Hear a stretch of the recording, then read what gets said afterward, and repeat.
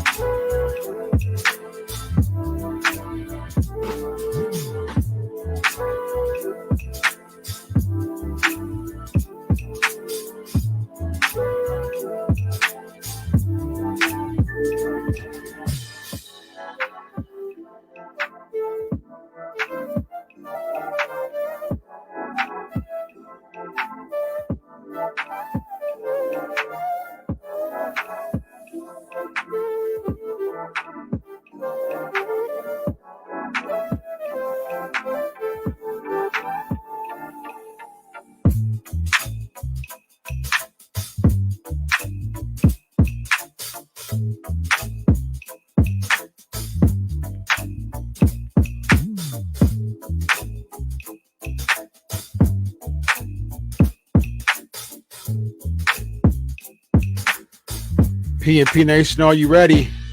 Wrench Mob, are you ready? Well, let's do this thing. Let's go!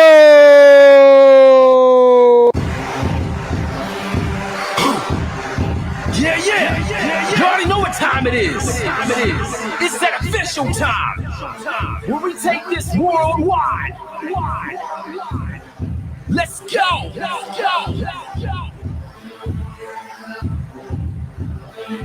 Listen. So now it's time to turn it up. Surf the radio waves as we begin to burn it up. We all up in your area like landscape, definitely bringing you the pancakes. It's a mandate that you tune in. It's time to move out so we can move in and recognize that this is no illusion. I'm here to clear the air so that there is no confusion. It all started off in the book of Genesis when Jacob was wrestling with who he thought was his nemesis. And when the man saw he couldn't overpower him, he touched his hip but he really couldn't devour him. And from that point, then we hear a name change, rearrange the game, so now we gotta change lanes. So I'm here to let you know it's time to listen to the Pancake and Powerslam show. Let's go. Turn it up. It's the Pancake and Powerslam. Turn it up. It's the Pancake and Powerslam. Turn it up. It's the Pancake and Powerslam show. Turn it up. It's the Pancake and Powerslam. Turn it up. It's the Pancake and Powerslam. Turn it up. It's the Pancake and Powerslam show. Turn it up.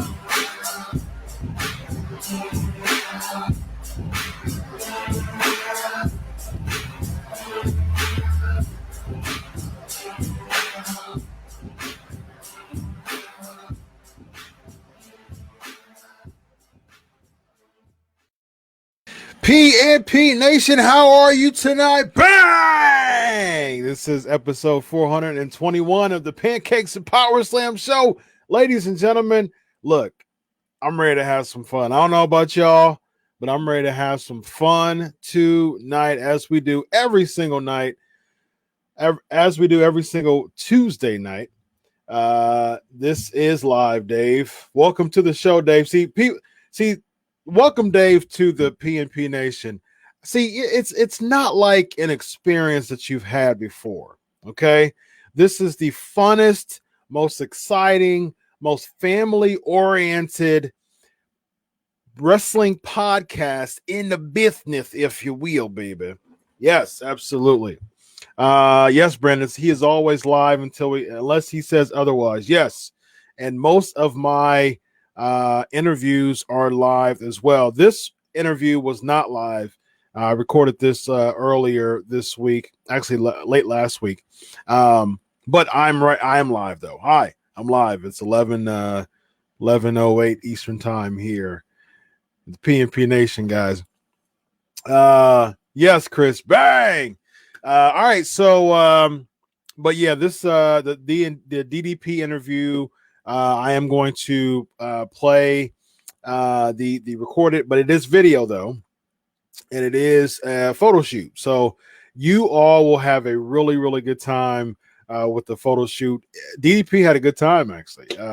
This concept is really fun. I really enjoy it because one, it makes me go back to just the era because I actually watched the stuff because the pictures are all screen grabs, and so I'm actually watching the match, watching the show, and I do a screen grab and I put it all together and neat it up, make it real neat and tidy, and then I present it to them. So I'm looking forward to it.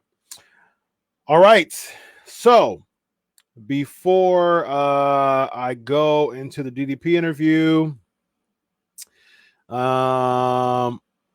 what's up, Marissa? Vote for Duel showing on YouTube.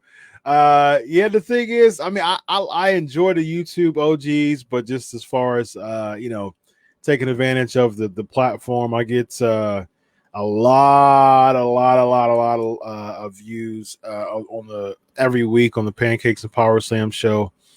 So I'm taking advantage of dual platforms. But in a couple weeks, OG might be coming back. So stay tuned for that. All right. So Josh, what's up? What's up, Christopher, Brian, all the P&P fam, the P&P Nation on deck, ready for y'all. Let's have some fun. As always, Alma, always great to have you with us on the show.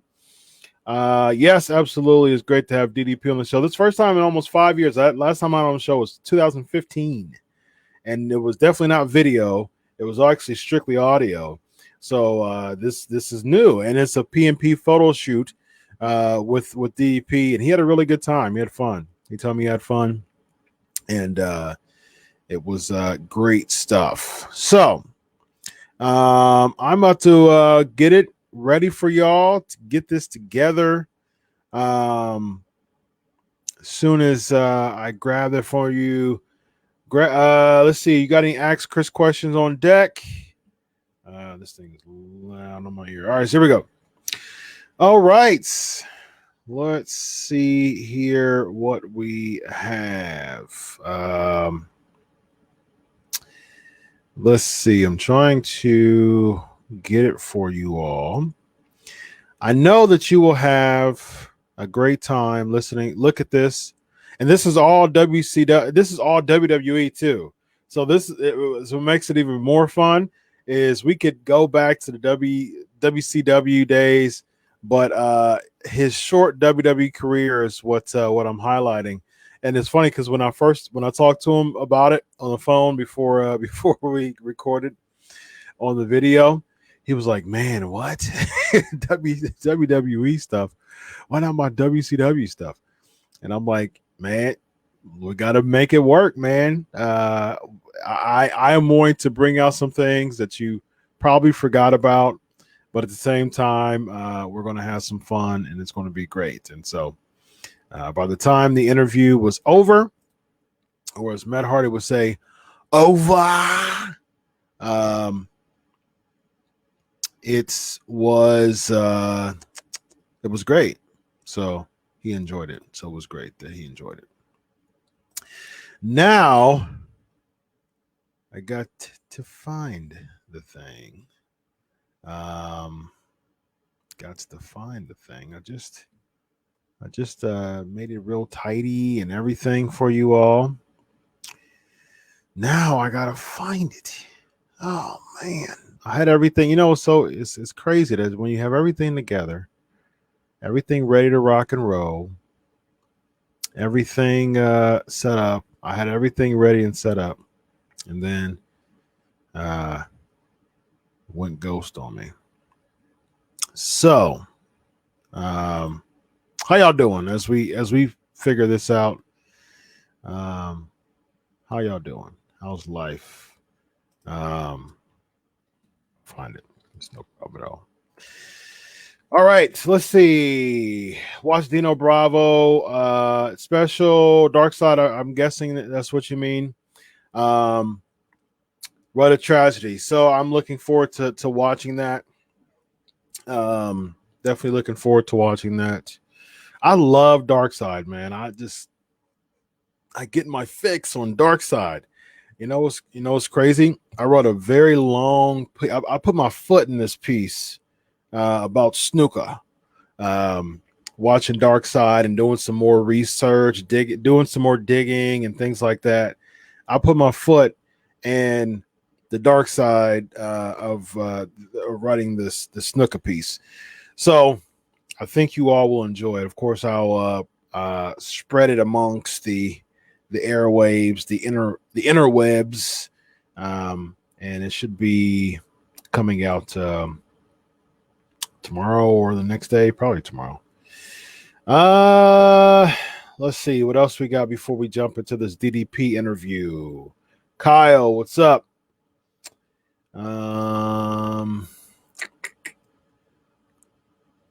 Josh, what's up? Have I interviewed Jerry Lawler or Jeff Jarrett? I have interviewed Jeff Jarrett on my show. I've talked to, I'm sorry, you said Jerry Jarrett or Jeff Jarrett. I've interviewed Jeff Jarrett. Yes, I've interviewed son, not father.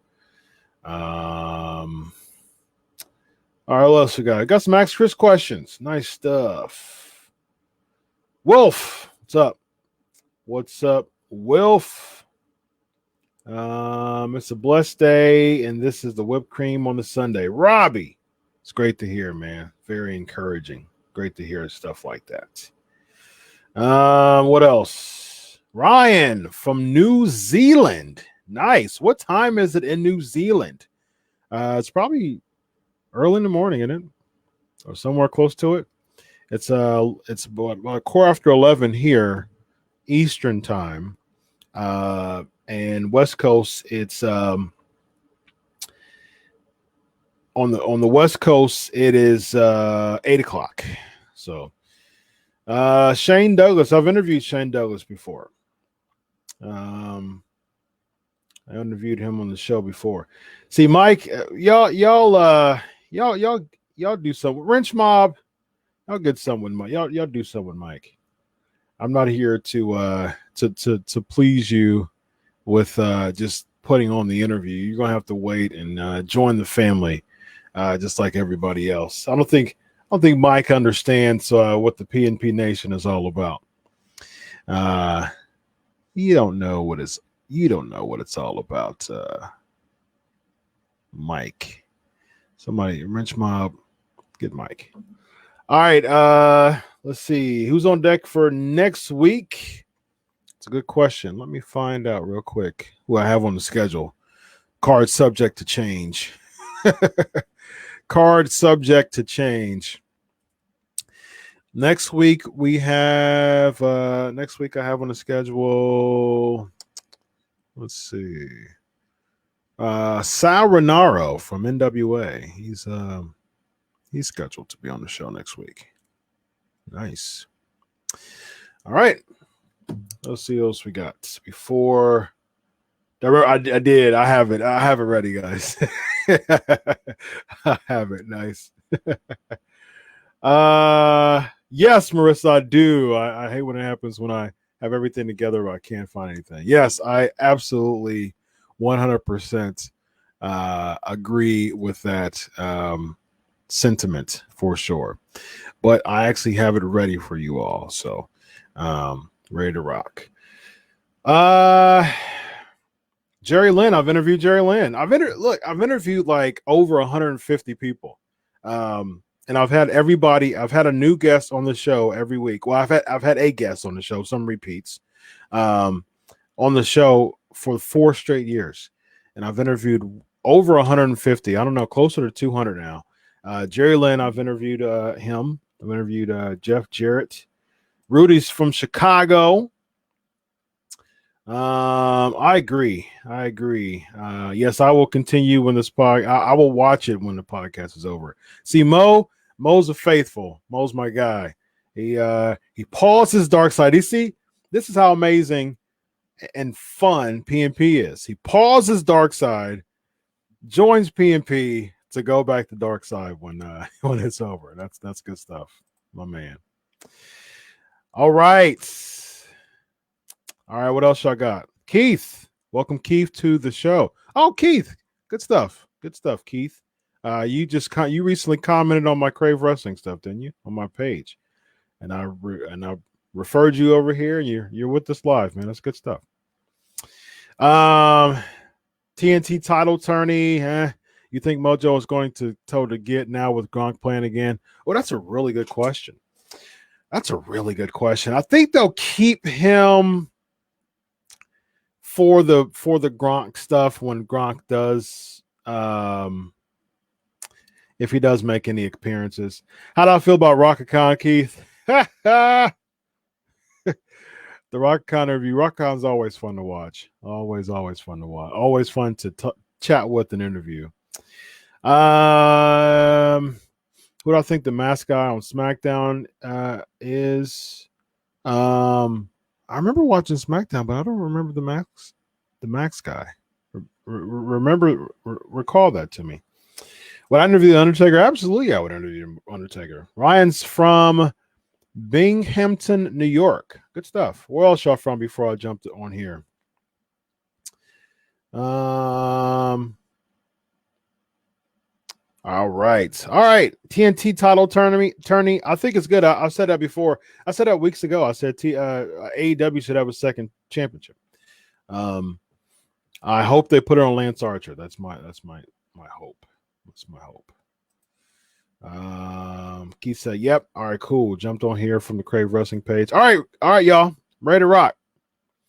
Ready. Oh, the hacker guy. Oh, I think I said this before. I think it's Mustafa Ali.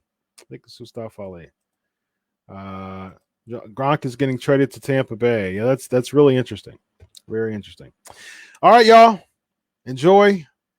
Let's have some fun. And here we go. See Nia Jax. Hurt Kairi Sane. You win the steal the headline for this week, Shane. We're going to be talking about that. So that's one of the headlines we're going to talk about. So, all right, jumping into the DDP interview. Enjoy.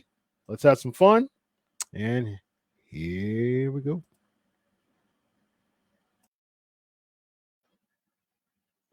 All right, ladies and gentlemen, Chris Featherstone, as promised, I got my guy right here.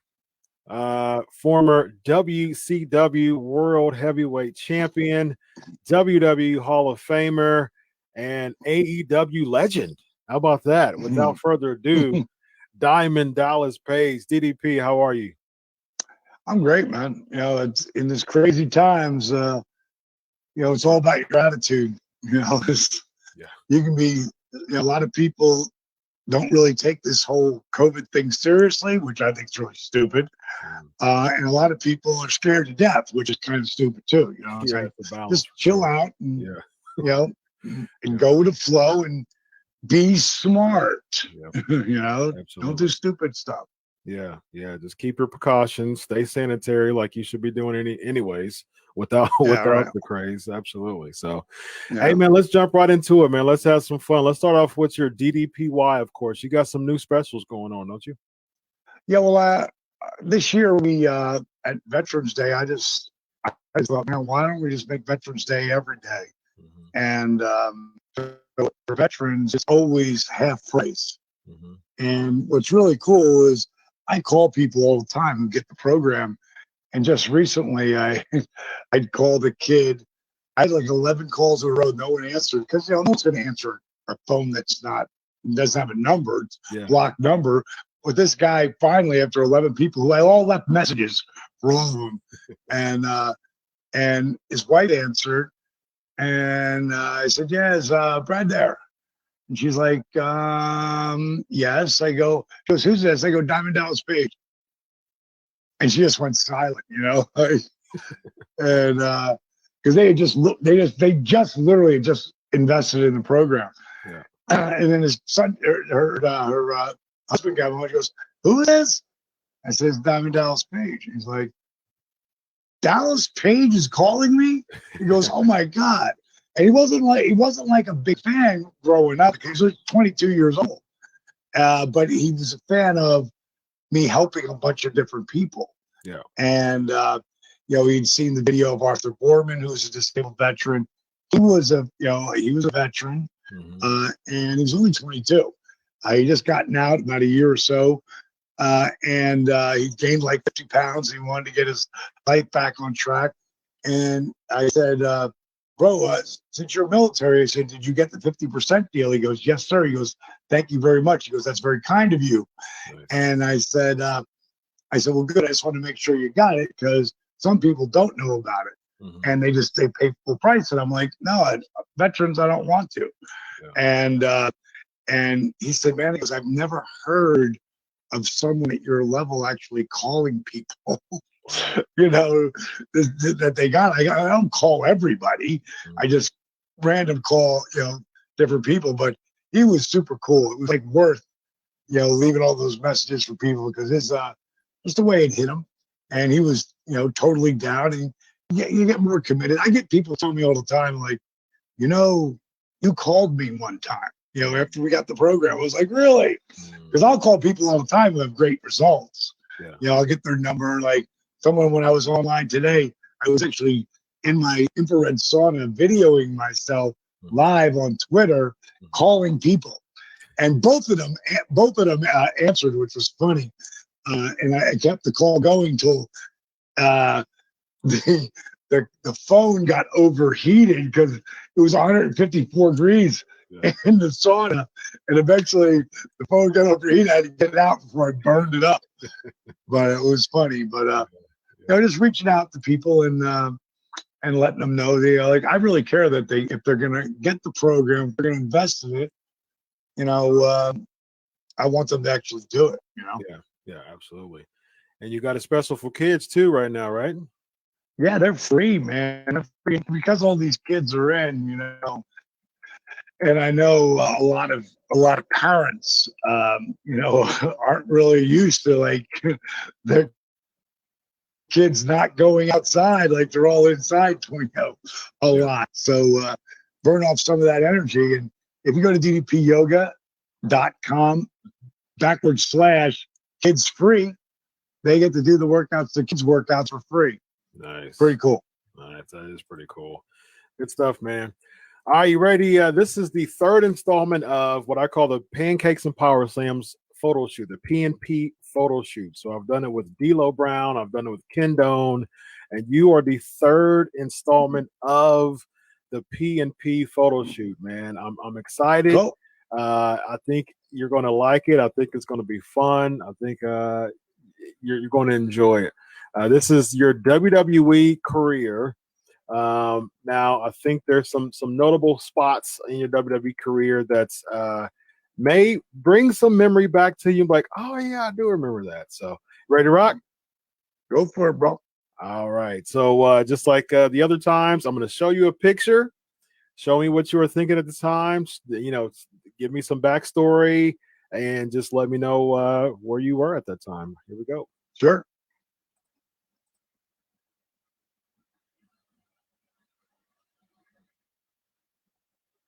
Oh yeah, that was the moment. That was really the only day that really Diamond Dallas Page showed up.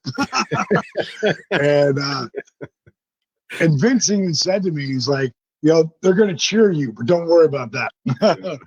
And in retrospect, I wish I'd done things differently, but it taught me a lot of lessons about life. And in the big picture, if I had to decide would I have done it or not, I would have still, just because I know how many lessons I learned. But this right here, man, we were in Tampa, and I was also Diamond Dallas Page, crazy manager and color commentator with Gordon Soley in Tampa, Florida. Nice. So, I mean, Tampa, and anywhere in my nightclub was in Fort Myers. Anywhere in Florida was huge for me because they treated me, big time. Like, I was their own. It's like Dusty, So it was a great moment. Absolutely. We back in 2015, when we talked a little bit about just the direction of that. For my new listeners, what was the direction that was supposed to go with this? Because the buildup was so good. I mean, the Stalker angle was so good. And I was back in 2001, I was one of those people who was like, I'm kind of hip to the game. It makes sense. I can kind of find out who this is, but no one saw it coming that it was Diamond Dallas Page. What was the actual planned build for this? Just in retrospect. Well, I think that if it would have been a different time, there was so much heat that was on WCW, because of the war. And I was just being competitive, for doing the best I could do in WCW to get the highest ratings. Yeah. I never wanted to put WWE out of business. That was never. I watched Hulk in a promo. He was talking about him and The Rock, and he had said that we were trying to put him out of business, and I never felt that, because to me, competition without Coke there is no Pepsi. Without Pepsi, there's no Coke. Is never as strong as it is. Yeah. And so I never felt like that. And coming into it, I felt like in our business, there's a crazy word called heat. And if you got heat, sometimes you don't even know it. And it's a weird thing. And WCW had a lot of heat, coming in there. And again, didn't really know that. I wasn't even aware of it, especially for me, because I'm a business guy. You're going to beat me, but beat me the right way. Yeah. Don't just try to ruin the character. And I'm talking about back from WCW, you had to fight for yourself. And that's where the inner politics happen in the business. Because it isn't a shoot, it's a work. It's storyline. And then how good do you get it? When I was first hit with this idea, Vince was to my left, Shane was across from me, and my wife was across from Vince. And when he told me he wanted me to stalk Undertaker's wife, I was like, "Are you looking at my wife?" I didn't say that, but in retrospect, I wish I would have. Because everything, Diamond Dallas Page got over being himself, and everything. Once I stopped trying to be Diamond Dallas Page, when Paige Joseph Walkenberg stopped trying to be Diamond Dallas Page, and Diamond Dallas Page became Paige Joseph Walkenberg, my career took off like a rocket. Well, nothing could be farther from who I am than the Stalker. And the first thing they had me do was call out Undertaker and then run away when he came to the ring. Yeah. I didn't book that. People were going what the hell are you doing? You don't run away from anyone. But that's what I was told to do. And then you preyed on him for that long just to run away. Right. Yeah. What should have happened, I should have dropped his head on a cement block and put him in a hospital for 3 months. Yes. That's that's what Eric Bischoff would have booked. Because it would drew the storyline and cause more suspense to it. 100%. But think about this: when Kevin and Scott came in, how long did it take for someone to even touch them? They came in with No Way Out 02, and it took quite a bit. Let's put it like this: when I dropped them in New Orleans, I was the first. It was a year and a half. Wow. Right. So again, to me, it was just something.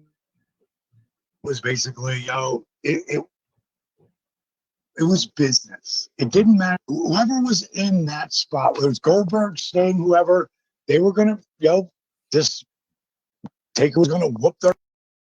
I would love to have worked with Mark on a later date where there wasn't that kind of business intention.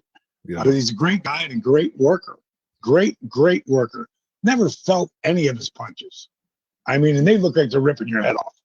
If you're selling them, they're looking like, I mean, he was like really known for taking care of his guys in the ring. And I've been with guys who really hit you really hard too. Yeah. That's really interesting because I think you made a really interesting point there. And I think because to me, when you mentioned dropping Nash, because they recruited you for the NWO, and you pulled over. It was a haul you dropped, right? That you twisted them around and hauled them. And then Kevin over the top rope. And then Kevin, And so it just seemed. I know that you had your Jersey Triad days and you had some heel runs toward the end, but for me, watching back then, you were a babyface, and 100%. And going into WWE. It was just an odd, as a fan back then, it was just an odd feel to me because when I think of WWE and when I think of DDP, I think of the sign, I think the crowd going bananas. It was just a weird feel to me, So again, I didn't book that. Yeah. But here's what I learned from that. This is why it was really good for me. I had to fight for everything in WCW. Everything. And at some point, not as much, but still getting there to the top is really challenging. Staying there is even more challenging. Sure. And being political, because that's part of the business. But the hell is that noise? Something happened in my house out there. Oh, Jake has got the hold on a second. Oh, okay. He's got it. I thought he was using the what is it called? Power washer. That's what it sounded like. Gotcha. I think he is. Hold on, let me get. All right, no problem. Hold on.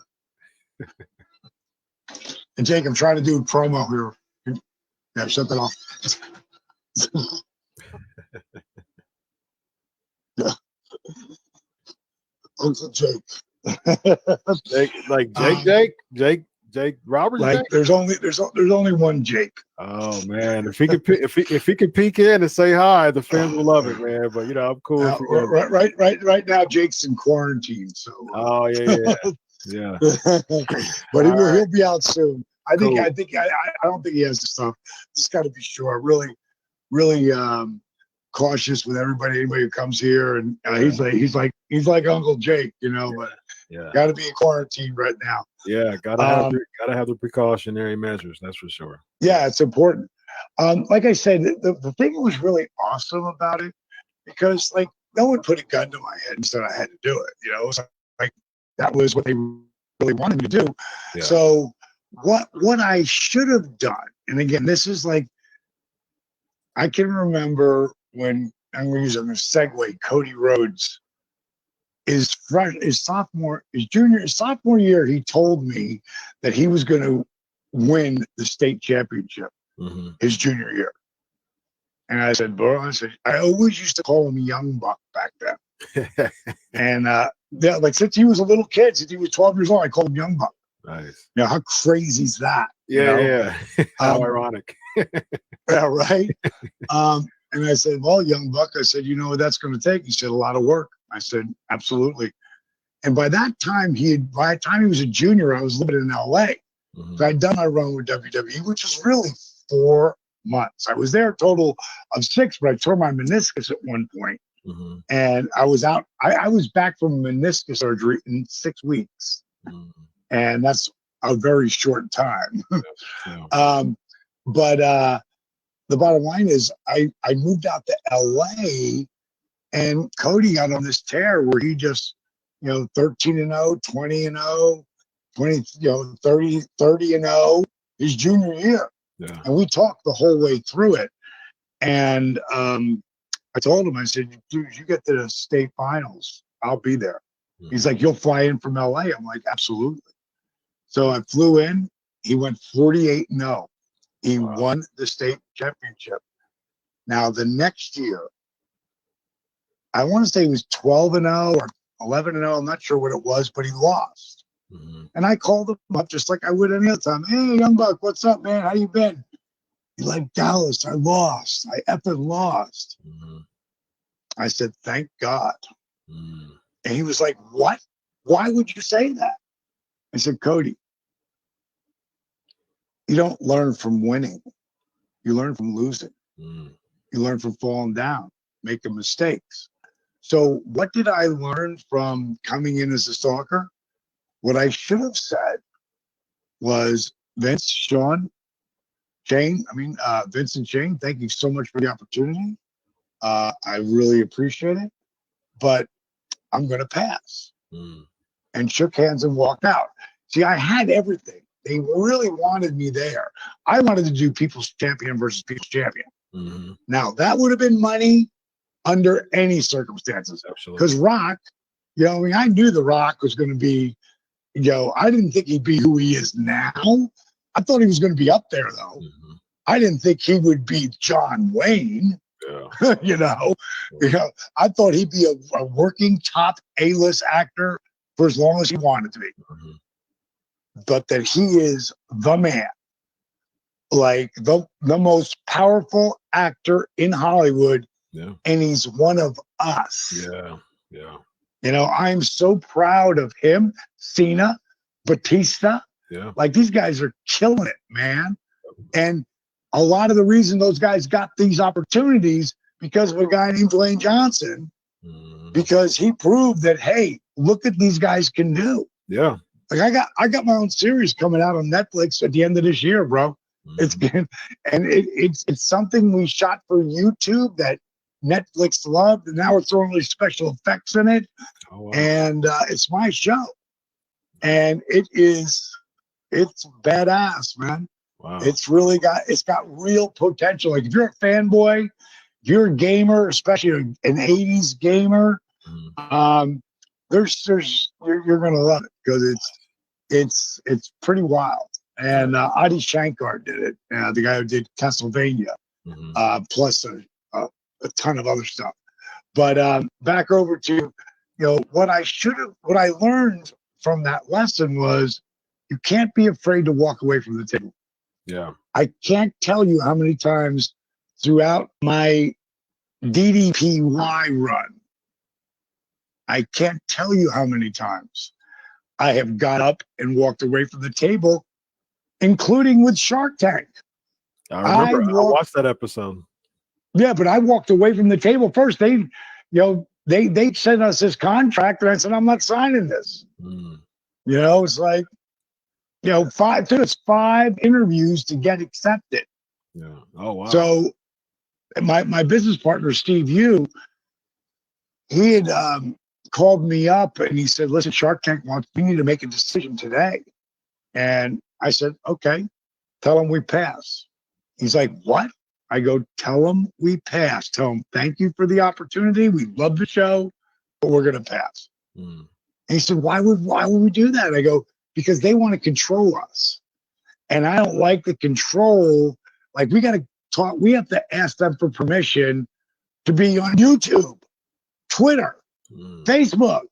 Like whatever we're doing, if I come into a town to do a show, and I'm doing a Comic-Con, and I'm going to be on CBS local network, I have to call them and give ABC first opportunity.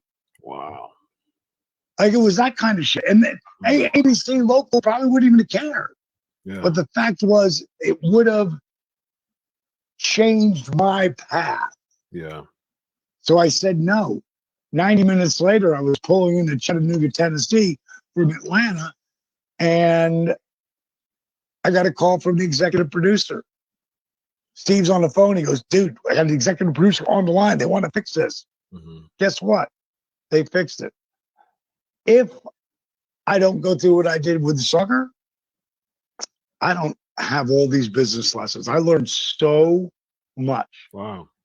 And when it comes to, like, one of my favorite quotes is by a guy named Zig Ziglar, Bible thumper, motivational speaker. Guy had just some really great things to say. And he didn't say it like this. I made it my own, but it's where I got the idea from it. That you can get whatever you want as long as you help enough people get what they want.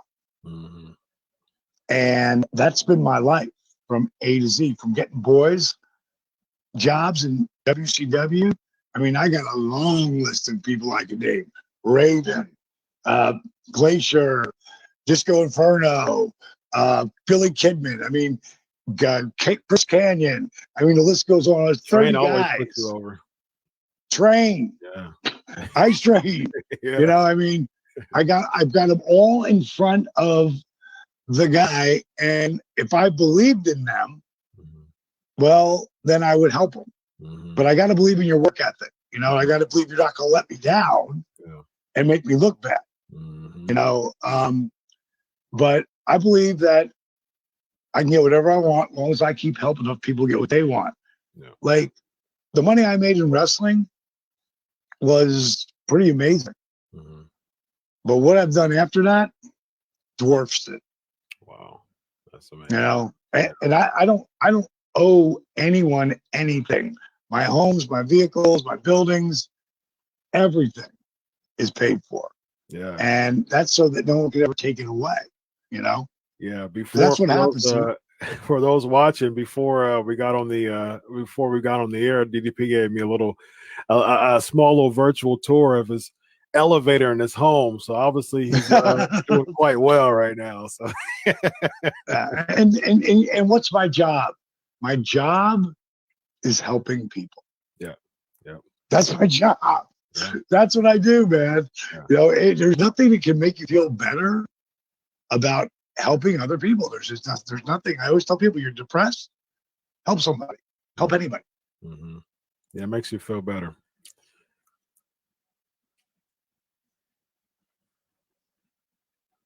Boy, I was jacked up there, man. My shoulders. I'm about 255 there. I believe that's when I was getting over to go to do the smiley guy, and who was really like I was like a fun, you know, exaggeration of who I am. You know, yeah, it was fun. It was fun. Now recall the this was Invasion 2001. What's that was the Invasion spot. Okay. Yeah. What was your feel just on the event? It was a really hyped event, but there was so many missing links in this feud. Oh yeah, without having the main roster, there was no, like when you start the Invasion, and it's Scott and Kev, like the top guy, and then Hulk flips over. That's an Invasion. Yeah, yeah. You know what I mean? What they did was it was a watered down version. Again, certain things you know wrestling's a work, right? Of course, I'm a journalist. Right. I'm a pro wrestling journalist. I know. Well, yeah, bro, it's a work. So, what you tell me? I mean, I don't have to say it. You know, freaking seriously, like that. We're going to take on them? No, that's not going to happen. Yeah.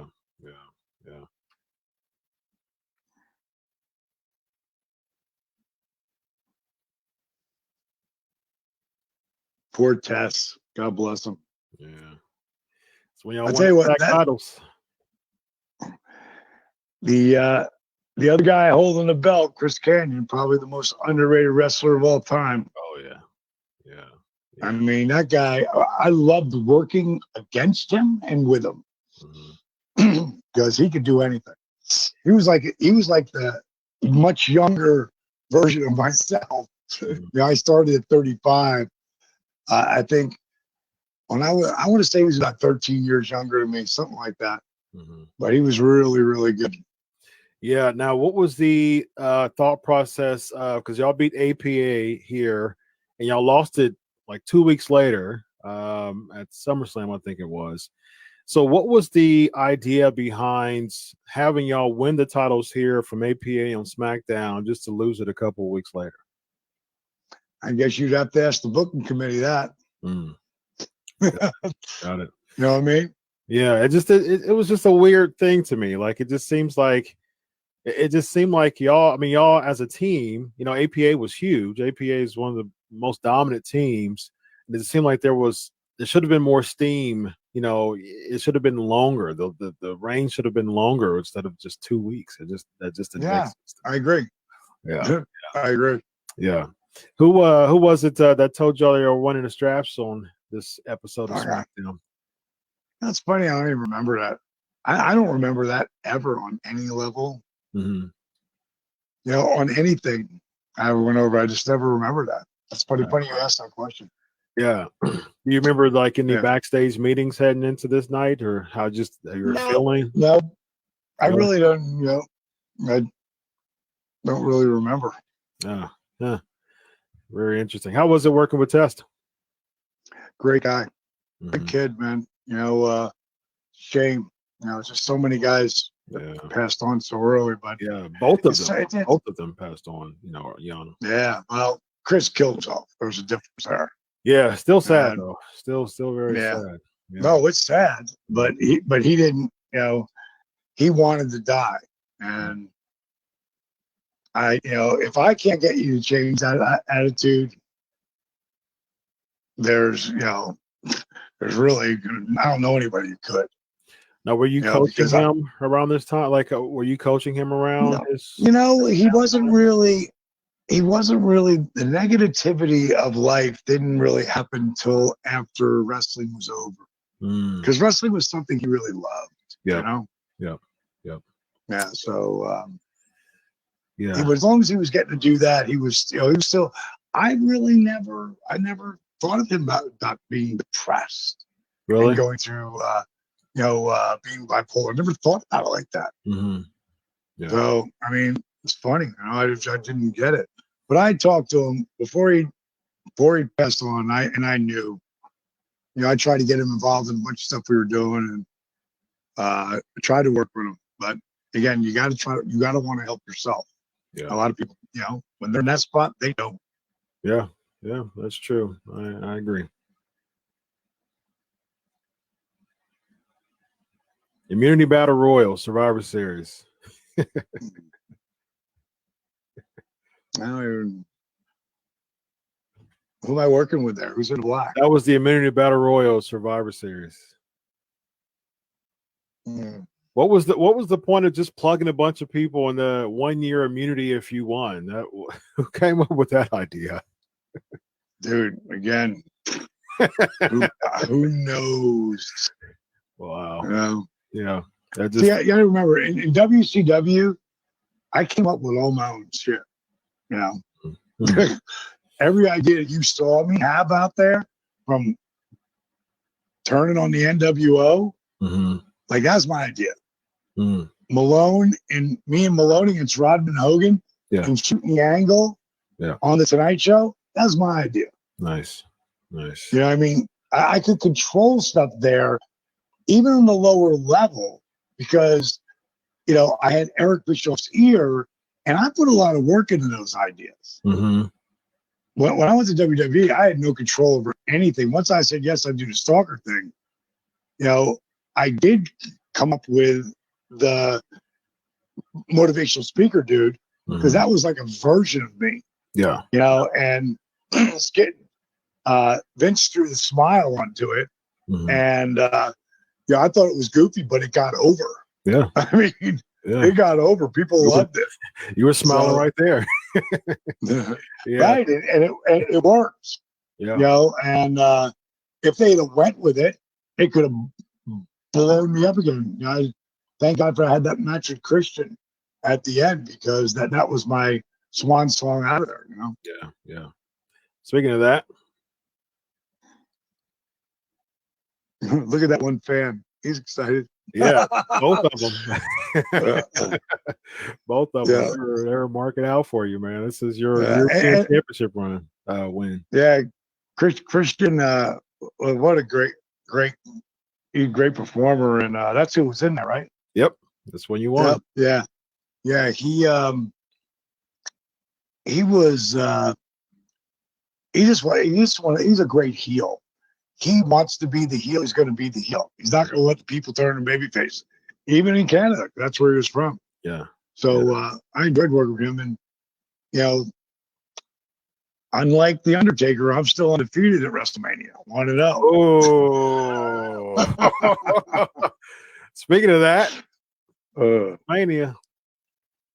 Yeah, I was I was really blown away. They put me over in that. Mm-hmm. To be perfectly honest. You know? Wow. I was like, for those listening, cool. for those listening, he has no idea about these pictures. He's just giving perfect segues, and it's great. So yeah, it was great. You know, it was Pat Patterson and Michael Hayes came up to me, shook my hand, and said, you know, Vince loved it, and they're gonna do something with you now. Nice. They're gonna you know, because they knew I was the main eventer, you know.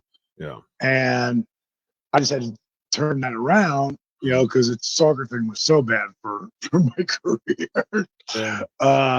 But you know, we had such a great match, and we had, you know, fun stuff we did. Mm-hmm. But I was going to slowly lose, keep the motivational guy, but slowly lose it, turn it back into the field bang guy, and that's the guy who was money, you know. Yep. But it couldn't be so drastic from Stalker to the other guy. You know, I mean, they've done that kind of stuff before, but you know, I'd try to do it in phases, so at least it makes some sense. But like I said, I was really I was happy and grateful, you know, for that WrestleMania match with Christian. Working with him, me and Jay are good friends, you know. Now, how was it? This is your first and only WrestleMania match, right? 1-0. Well, undefeated. Yeah, right. And Andre, yeah. That's the same building I was Diamond Dallas chauffeur too. Ah, WrestleMania 6. Yeah, with Rhythm and Blues, right?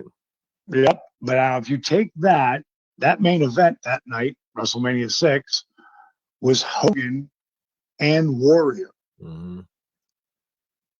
8 years later, Diamond Dallas chauffeur is sharing the main event bill with Bill Goldberg. Yeah. So it's me and Goldberg for the world title, and Hogan and Warrior. Wow. And we stole the show. Yeah, I remember that. That was Halloween Heavy. Havoc. That was a Halloween Heavy. Mm-hmm. Yeah. So now, 4 years later, I'm back in the same place, you know, going over at WrestleMania. Yeah. Wasn't with the world title belt, which, you know, I'm very precise most times on when I'm setting a goal, which every one of my goals I've pretty much hit. I mean, like every one, or I've gone way past it, or it's been a little to the left or a little to the right. You know, in my mind, I should have said, I'm going to work WrestleMania in the main event. Mm. That's what should have been my brain. You know, and I didn't. I always would say, I got to work a Mania. I have to work a Mania. Mm-hmm. You know, so I got my Mania, and I got my Mania moment because it was a hell of a match. It was really good. Yeah, it was really good. Yeah, it was really good. Yeah. Really good. I'm proud of it. Yeah. I wouldn't say it's one of my best matches, but it was a hell of a match. Yeah, it was really It was definitely, it was a good match. How did it feel being in Toronto that night, and especially that thunderous match between Rock and Hogan? How was it being in Toronto that night? I'll tell you, man, I was blown away by that. I love that. That's one of my favorite matches, Rock and Hogan, because Rock was so over, but he was in Hogan's town. Yeah. He was in Hogan country for sure. For sure. And for Hulk to become, because like if you put me in Atlanta, you put me in Birmingham, Chicago, Salt Lake City, Tampa, Florida, any place in Orlando. That's why I was really glad I went to the Hall of Fame in Orlando. Mm-hmm. But man, that's DDP town. Mm-hmm. So Hulk's, of course, has a lot of towns, but Canada, he owned Canada. And so, I was up in the box watching that match. I thought it was great. Yeah, it was great. Wow. Yeah.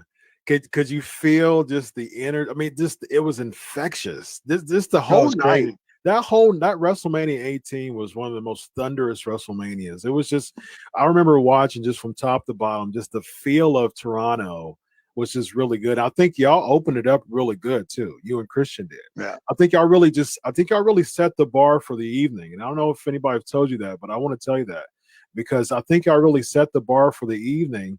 And I think without DDP Christian, it really set the bar high enough for the fans to expect something a really good night and to keep that energy throughout the show. And it led to Hogan, Rock, and being a thunderous crowd.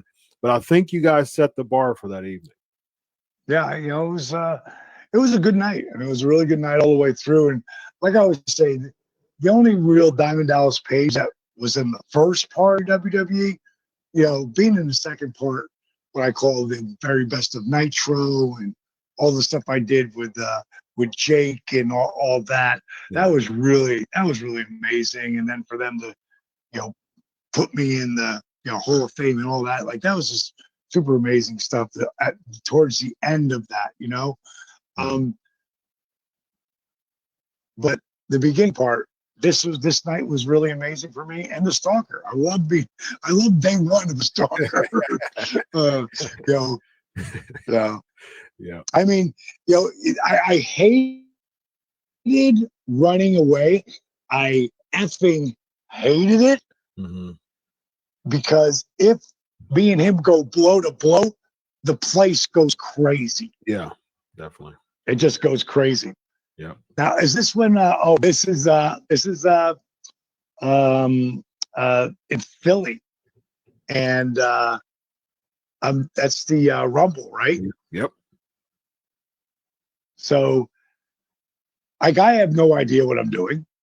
I know Michael P.S. Hayes is booking it though, and Michael knows that if I start hitting diamond cutters, the roof's gonna blow off. Look at that backdrop. Like look at all those hands. Beautiful. I want that picture, bro. You got to send me that photo. That's a great photo. Yeah. Thank you. Yes. So definitely want you to send that to me. But I get a text from Cody on the way in, and me, Bubba, and Boogie are we're the mystery surprises. Mm-hmm. And I don't even know what's going to happen. I have no idea. I mean, I can get thrown in and thrown right back out. You know what I mean? Because that's happened, to plenty of guys. So I'm just happy to be there. And I get a text from Cody. It says, how apropos that I would be the first to take the cutter. Nice. And I'm like, what? Like, I don't know yet. And then Michael came in. Then he tells us, what we're all doing. And so me and Bubba, like, you hit this without tape. You hit Cody with a cutter. You hit friggin' John. Oh God, what's Fandango? Johnny Curtis. Fandango. Yeah. John, what a great kid he is. You hit him off the top rope, or you hit him off the top rope, and then Bray. You know, you did Bray, and then PSA says, and you know what happens after that? And me and Bubba look at each other because we've already, like, yeah, Orton comes and fucking hits me finally. And they go, and they say, the Russian guy, what's his name? Rusev. And then Rusev comes. And me and Bubba just looked at each other like, oh, yeah, of course, Rusev comes. I thought, sure. You know, I will bust Randy Orton's chops sometimes, you know, because I love him. I love Randy Orton. I'm a big fan of his. I love that he did his version, the RKO. I actually called him and told him I wanted him to use it because, I mean, he was the most talented guy that was out there at the time. Yeah. And I think one of the most talented guys ever to be in our business. I agree. You know, so, you know, that he was using it to me and shaking, like he did diamond cutters, and I got to call it a diamond cutter. He did diamond cutters that I didn't even know you could do. You know, him and Ziggler did the one thing with a power bomb. And so the bottom line is that Randy wasn't going to be there to do it. So I was inside so happy he wasn't, because occasionally I'll go, yo, legend killer. He'll turn around and go, haven't killed me yet. He's killed everybody. Hulk, friggin', he's killed friggin' Stone Cold, The Rock. I mean, he's killed them all. Yeah. He's killed them all at one point or another, but he never killed me yet. Love it. So that was that was WrestleMania. God, that was in Dallas, Texas, wasn't it? Yep, 32. Yep. Yeah, man. Andre Battle Royal. Yeah, man. That was like the greatest birthday gift they ever gave me. Well, actually, Jake going in was phenomenal. But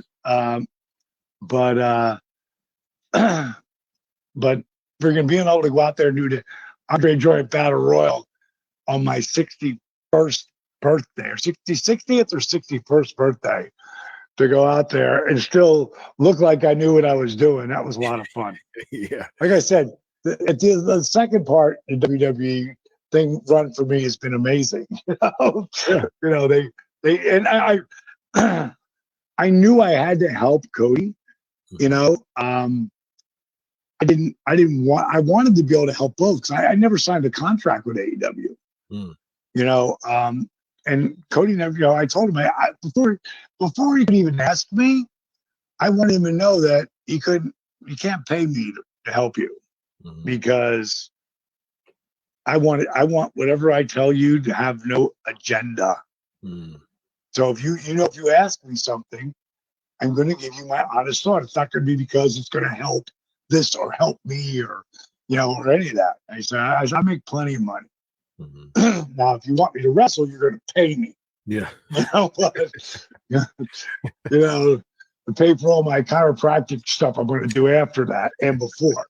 Yeah. But off of that, I don't want to pay me. So I was hoping I would still get to be able to work with AEW, with WWE guys. And I still will privately, but I can't go to the Performance Center anymore. And so I'm not bitter in any way, shape, or form. I love WWE. You know, they really treated me freaking amazing, you know, the last freaking 8-10 years. So I got nothing but love for them. Now, have they blacklisted you because of the? I wouldn't say blacklisting. I would just say, you know, I'm just not. If there was help, you know, it's just they're not calling me. Let's put it like that. Got it. But I don't think I have heat with anybody. You know, I everybody that, you know, Michael P.S. Hayes is still one of my best frids. You know, Hunter and I are tight. You know, I can call him and he'll call me back. Yeah. They just. No, I get it's business. It's business, and I get it. It's okay. You know. Yeah. You'll never hear me say anything negative about WWE ever. Absolutely. Ever. You know, that's inducting Jake. No, that's you. Oh, that is me. That is me. That's me going in. Yeah. That's right. I had a different tie. It was vice versa. I had the white tie on for Jake. I was there on the floor that night doing media. That was a huge day.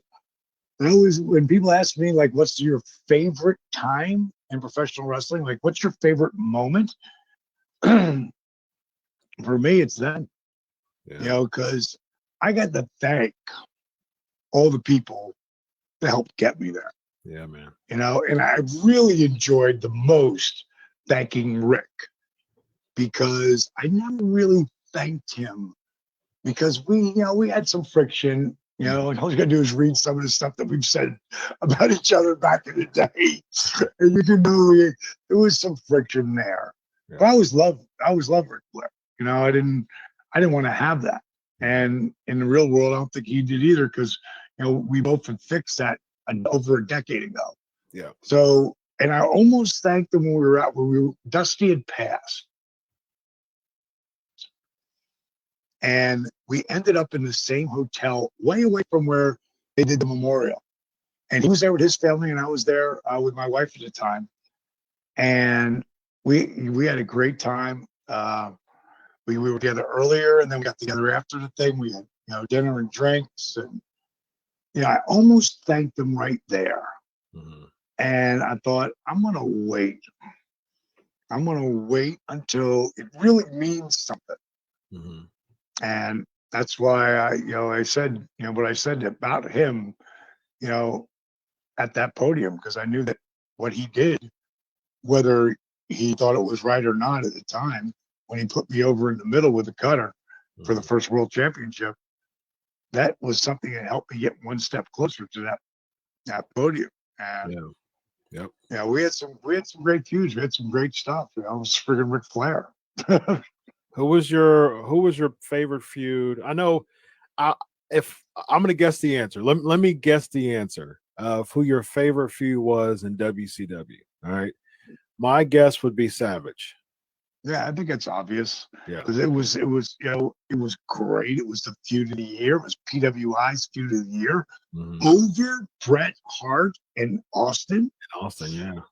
You know, 1997 was my year, man. That was a incredible year. One of my favorite moments is Jake. I hadn't talked to him about a year at that time. And he called me up in January 1997.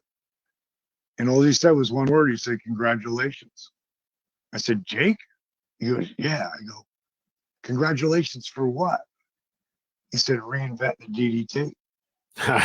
Nice. I mean, that was as big to me as the United States title, you know, for Jake to, you know, because Jake don't put anybody over that friggin', you know, unless he's really moved by it. You know what I mean? Wow, that's awesome. Well, that's it, man. Hope it was fun. Hope it was a fun ride for you. Fun. I told you it was going to be. Absolutely. I'm glad.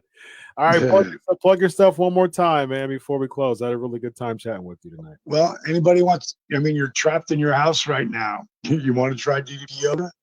It's that simple. You can try it, cost you nothing. Go on the app. Just go to DDPyoga.com, because that's where you're going to find your best deal if you decide to keep it. And you can try the app for 7 days. And if you dig it, keep it. If you don't, dump it. You know, can't get any better than that. Yeah. You want to follow me, Twitter @RealDDP, @DDPYoga, Instagram @Diamond Dallas Page, @DDPYoga. And don't listen to a word I have to say about my program. Go to Facebook. There's a group there called DDP Yoga Members, and members only, and talk to them. Yeah. And then you'll see what people, because it's really hard to get people to chant your name in professional wrestling. To get people to chant your name in something that they know is a work, but they're part of the show. For them to get you to chant their name is really, really powerful. And it just doesn't happen. It's the same thing online. You can't get people to write stuff about you unless they really believe in it. And if you know, when you read anything about our stuff, people don't write like, this is a great workout. They write paragraphs. Nice. Yeah, that one is, if you look up DDP Yoga, it said members only. This is it. Don't look at no, it's not the one though. That one's got, the one's got 45. Get rid of members only. It'll just be DDP Yoga. I think it's 2 words. DDP Yoga. Try the one word thing. You got sites of sites. Yeah, but so many people have them, man. Yeah. It's crazy. I think this one is one word, DDP Yoga. Just pull that up there. Pull it in, and then hit that. And then there's right there. Right there is that's it. That's got like, what, you got 44,000 people or something on it? Yeah. How many members? 46,000. 46,000. Read what anyone writes there. Nice. And people help each other on that site. That's the place I direct people to all the time. Mm-hmm. It's like, we've sold hundreds of thousands of units. There's 46,000 people on that Twitter. I'll bet you 26,000 use it all the time. Nice. It's pretty wild. That's awesome. Pretty wild.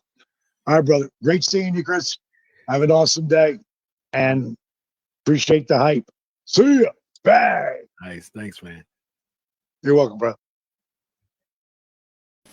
All right, y'all. That was the DDP interview. I did not know that.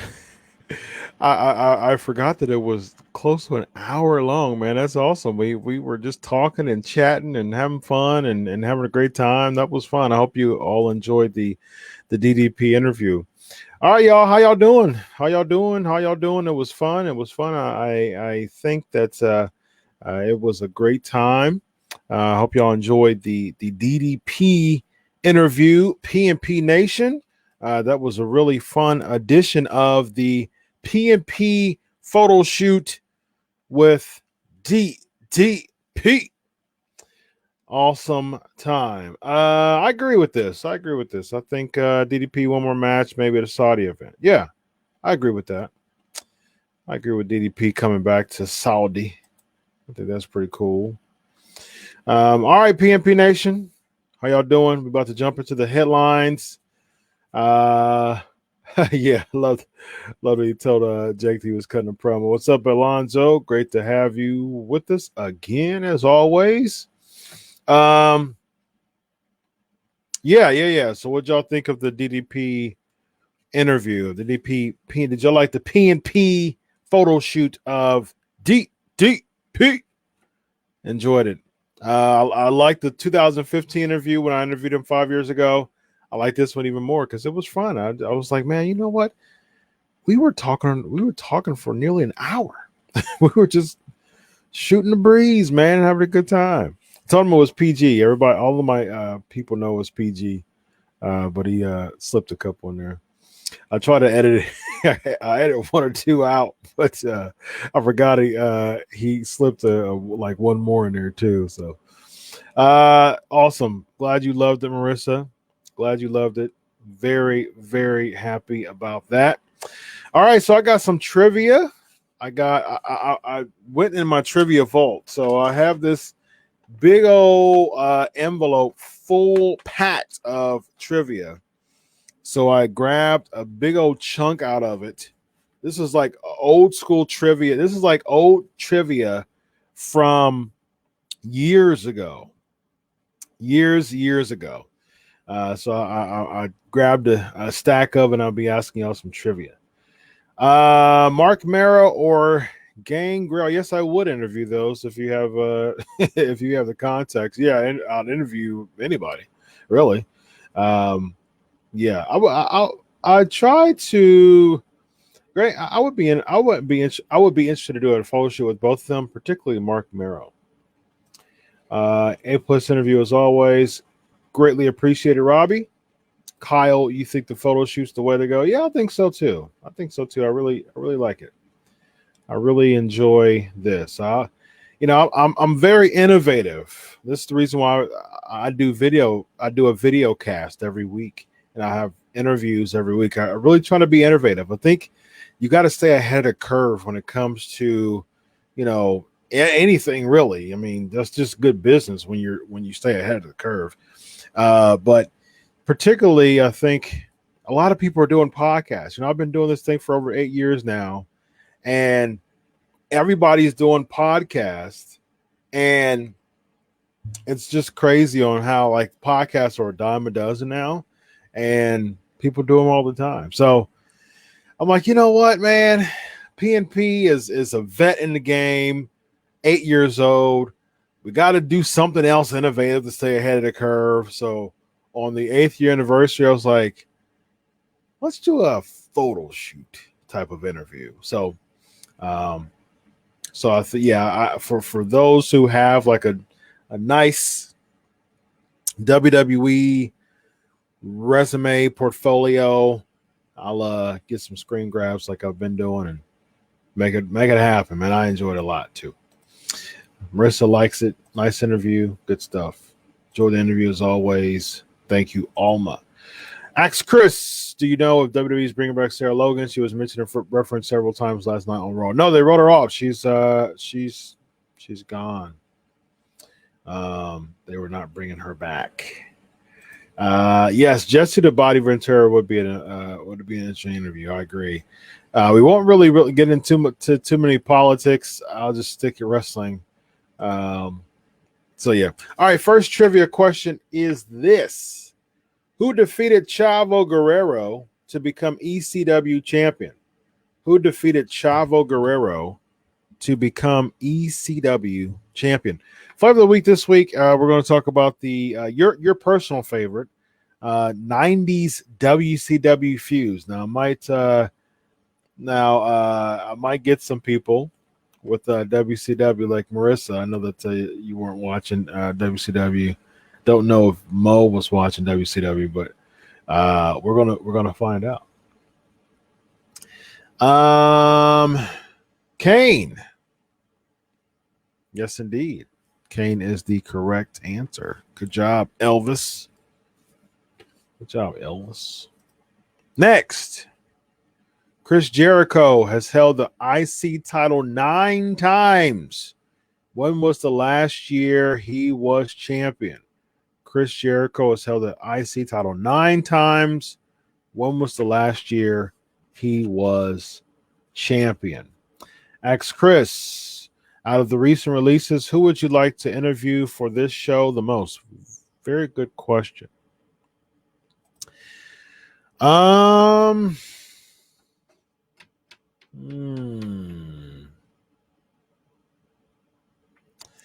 Angle. Yep, Kurt Angle. Kurt Angle, someone on my bucket list that I have not interviewed yet.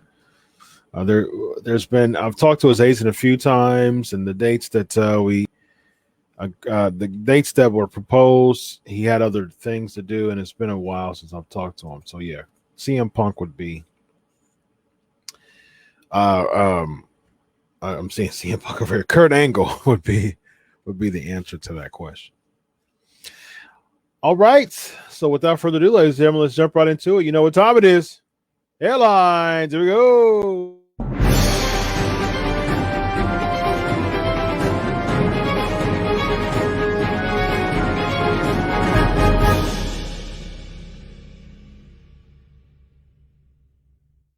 All right, ladies and gentlemen. So we're going to unfortunately start off with a somber one. Howard Finkel passes away. He was 69 years old. Probably the best ring announcer in the business. I can't think of anybody else that was better. I'm actually cool with Mike McGurk.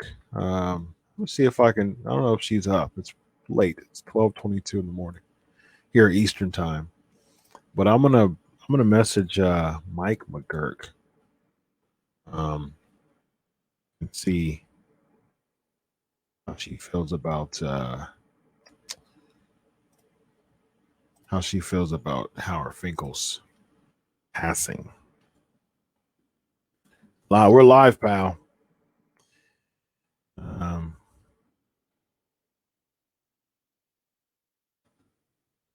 Messaging Mike McGurk now. Let's see.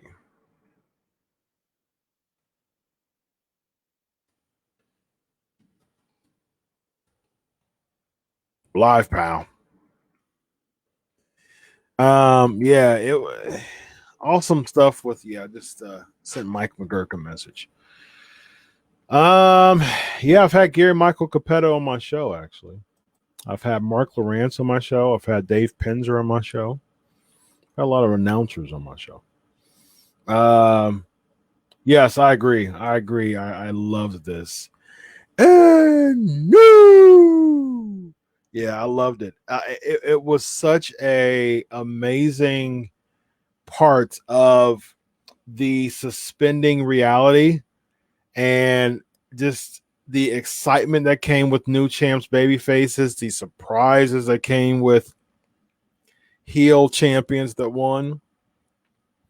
I was a big fan of that. I loved that. I think Howard Finkel really encapsulated 80s wrestling. That's the reason why, to me, 80s wrestling is where it's at. I mean, I really enjoyed Flair's interview on the Broken Skull sessions, and his favorite era is 80s. I agree.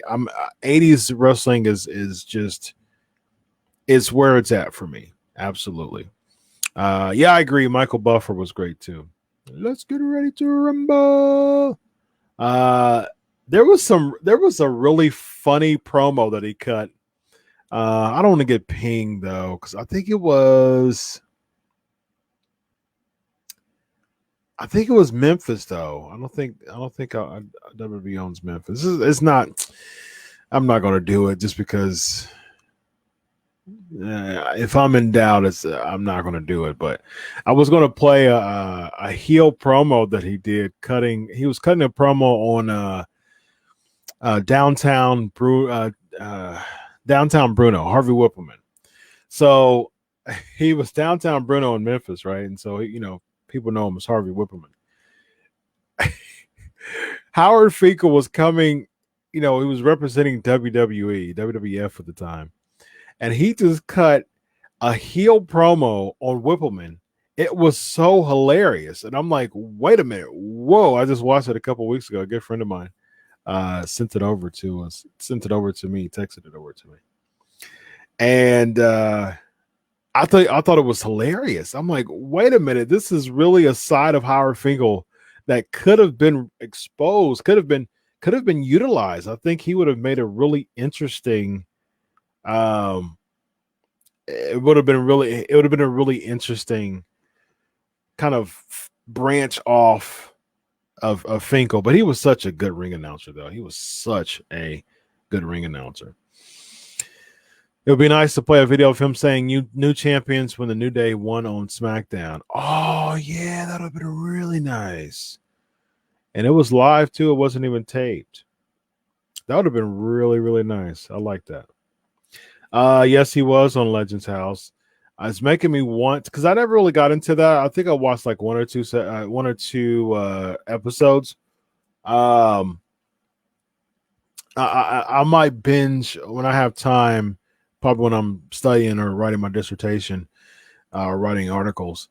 I'll probably spend some time binging on Legends House. But I got so much I got so many books to read. I got people sending me videos to watch, books to read.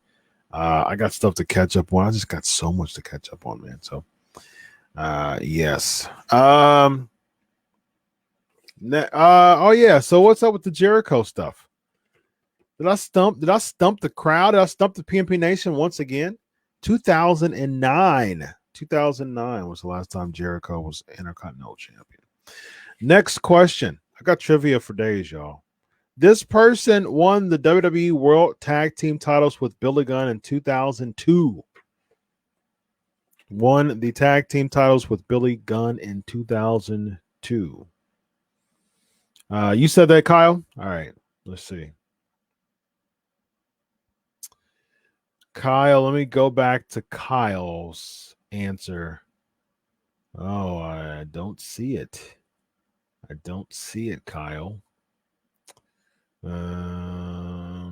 Yeah, I agree. 10 bell salute to Finkel. I agree. I see Mo saying I see Mo's 2009. I don't see your 2009, Kyle. Oh, you looked it up, man. You looked it up. You cheated. I hope you didn't look that up either. Chuck Palumbo. That is correct. No, you didn't. You put 2011. Okay, yeah. I was gonna say no. I didn't see no 2009. I didn't see it in 2009. It was Chuck. Yeah. So I mean, I wish they would have done a salute for Finkel. I mean, you know, they showed the tweets and stuff like that, and Vince McMahon, you know, putting him over to be the first WWE employee and all that. That was great. That was really, that was really cool. But I think they should have done. I know they did a little package for him, but I think who was it when Gene Okerlund passed and Hogan cut the promo? I think that was really cool, actually. First of all, and second of all, I think someone could have cut a promo about Howard Finkel because he was such an instrumental person in the WWE back for in 80s and 90s. You know, so I think that would have been pretty cool idea to do. Right. All right. So next we have Joe Pedicino passed away. I was a huge fan of Global Wrestling Federation. I actually talked to Barry Horowitz about this. And he said that Joe Pedicino was a good guy. You know, he was in Global Wrestling Federation. He said he enjoyed working with Joe Pedicino and Bonnie Blackstone, Joe Pedicino's wife. I know late last year he suffered a stroke. He wasn't doing well. He was ailing pretty bad, and sad to hear. He was 70. Yes, he was 70 years old. So unfortunately, yeah, it's tough because it was really tough for him, ailing at his age and things like that. And you know, he did some things with Gordon Soley, and you know, he was around for a while. And I know that Bill Eadie had a lot to do with the book when it comes to Global, but Joe Pedicino was part owner, and you know, a lot of his credit goes to Global. Man, I really put Global over in my Wrestling Rumors article. It was, man, I really was digging, and man, there was so much. I remember I watched Global all 3 years. ESPN 4:00. I was in there. Like I was a huge Global Wrestling Federation fan, and thank God for my great grandma. She passed away. Like 25 years ago now, about 25 years ago, and it's crazy. It's been that long, but yeah, it's when I grew up, it was wrestling, and my great grandma was the greatest. Like I grew up because my great grandma, from the time I remember watching TV, my great grandma was a wrestling fan, and she was in her 60s and 70s watching wrestling. We had a floor model TV, and somehow we had cable, and I was so blessed. I was so blessed. We had cable TV, TBS, USA, watching Raw, and I was 93. Even before that, Clash of the Champions. And like Superstars, when we watched Superstars, Wrestling Challenge, all that stuff back in the day, and it was awesome. It was awesome. Like, wrestling really kept me out of trouble. It was like I got into some trouble as I was getting in high school, like early high school. I gave my life to the Lord in 1998, and that's because I was heading down a really troubled, bad path. Lots of temptations going on at the time, and but wrestling really kept my childhood and it really motivated me to work. And my middle son Ian, he's a really big wrestling fan now. He watched all of WrestleMania while I was live here. He watched it up in the living room, and he was just glued into it. He plays No Mercy on 64 like it's a brand new game. So I used to take my oldest is 7, so from about like 3 to like 5 for about 2 years. A good friend, Bobby Fulton, y'all know Bobby Fulton from the Fantastics. He still does. I mean, he hasn't in a few months because of COVID-19, but he has like regional events in Ohio. So within 60 to 90-minute drive, I do many media there. I interview some people and things like that.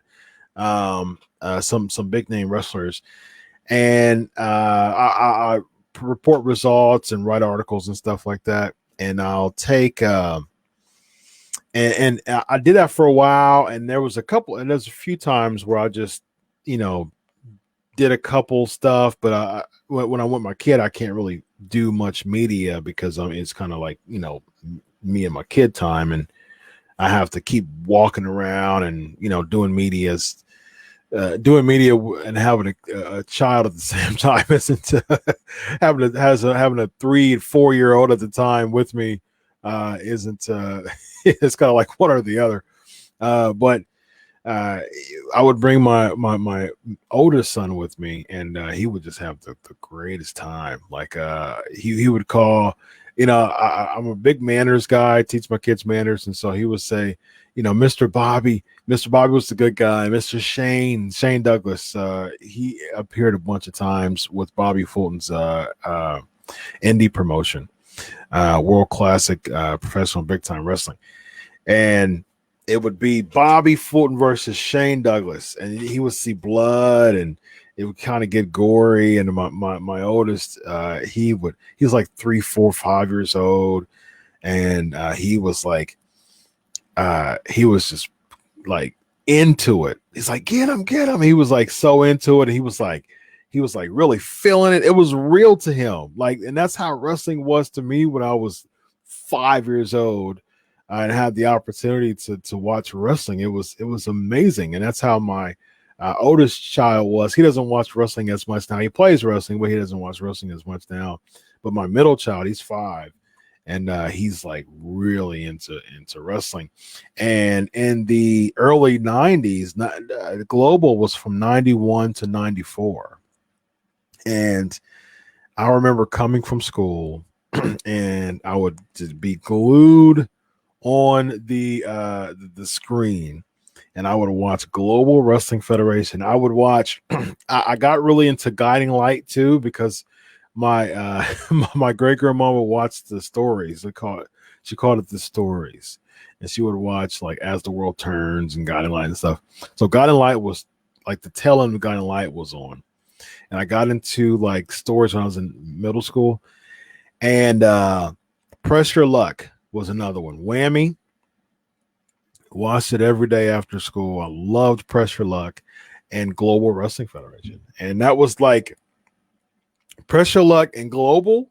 Those were that was my stuff from 91 to 94. Those were my 2 after school shows, Press Your Luck and Global Wrestling Federation.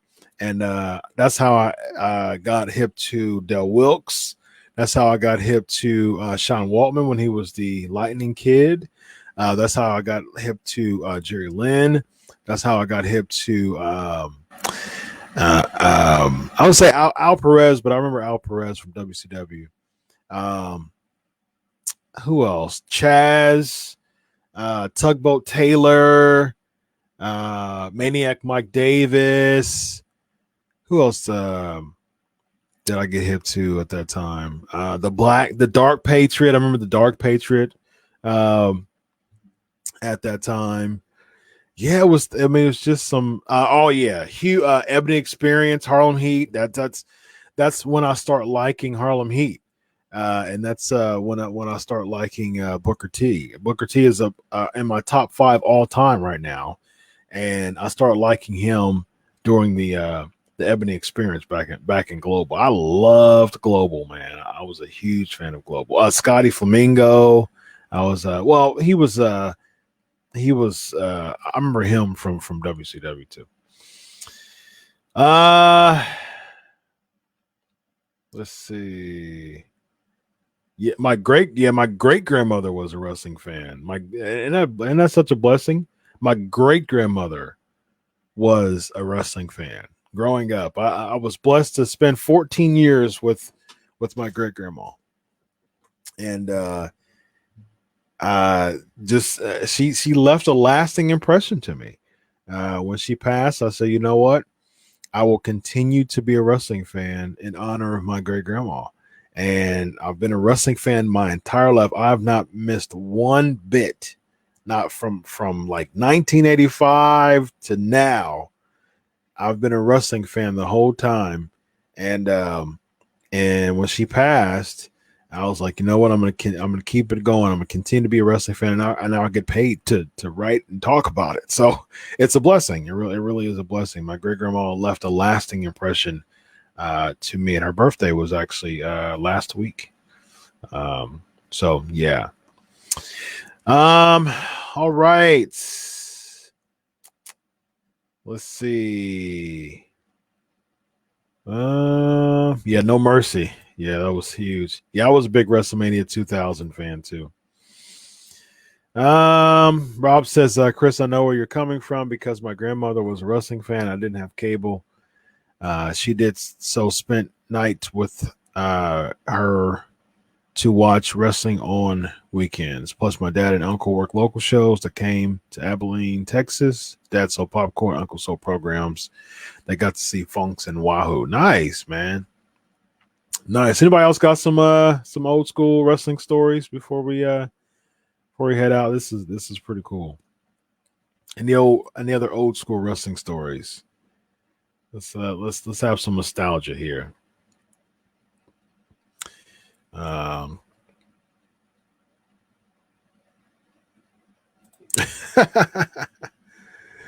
been told Dad jokingly that wrestling was fake, and my dad put me in the figure four leg lock, and I retracted my statement. Pop's couch, my man. That's right, man. It is real. You know what? I didn't know wrestling was fake until like probably, I'd say maybe Attitude Era days is when it started to get like super choreographed to me. But yeah, I mean, all throughout the 80s, all throughout the like early 90s, yeah, wrestling was real to me. I remember when one of the most devastating moments of my entire life is when my all-time favorite tag team, the Road Warriors, turned on my second favorite of all time, Dusty Rhodes, baby. When they turned on him in 1988, I was devastated. I was devastated in 88. So yeah, that was a long time ago. 1988 is when I was devastated that the Road Warriors turned on Dusty, baby. So yeah, prayers to the family of Joe Pedicino. And yeah, Global left such a lasting impression, as helped create a bunch of Hall of Famers. Justin Hawk, I remember him too, when he was JBL when he was Justin Hawk. There's a lot of names that I remember from from Global that became huge. Moadib, when he, aka Ahmed Johnson, the Soul Taker, aka the Godfather. All right, what y'all have? What do y'all have as far as old school stories before we head out? All right, so the next one started getting jump from nostalgic to this right here. So fans have been upset. There's been a really negative buzz once again for Nia Jax not being a good worker. I'm interested to know the P&P Nation's thoughts on this, of Nia Jax not being a good worker. So Kairi Sane, there was a spot where I'm not going to play it because they'll probably get pinged. I'll probably get pinged by WWE.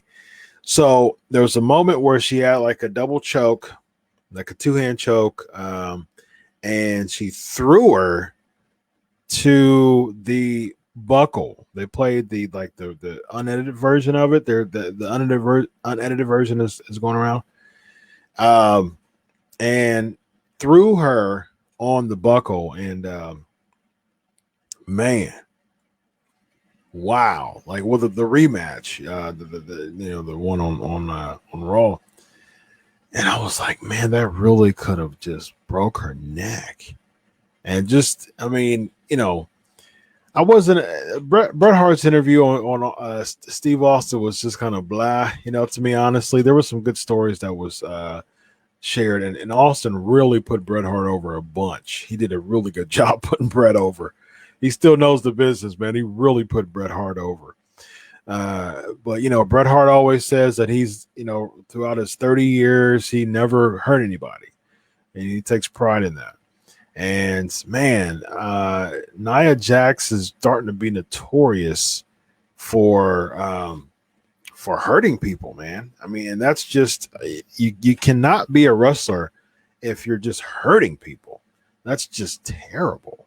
And man, they've got to do something with her. I mean, I remember, I was thinking about deactivating my Crave Wrestling IG account. I've got enough people in there to keep it, but I don't ever do anything with my Crave Wrestling IG account. I might start doing some IGTVs with it. If you haven't yet, follow Crave Wrestling on IG, but give me some ideas of doing. I do so much with social media. Give me ideas, y'all. Give me ideas of what to do for my IG Crave Wrestling. But I was thinking, go there, because there was a couple of ones that I might do this because I started to do like every Raw, and like I would record like a botch, or just and I would post it, and I thought that was funny. And one of the botches was when I think she was going against Charlotte, and just almost just broke her neck. It was just, and there was another time where she was doing like a shoulder breaker and just missed it, and just oh man, it was just terrible, man. There's like times where she could have just injured, like she could have done like career-ending injuries to these people, and she's got so much work to do, and it's not safe. It's just not safe. You have to protect your opponents, and it's terrible. Not a fan.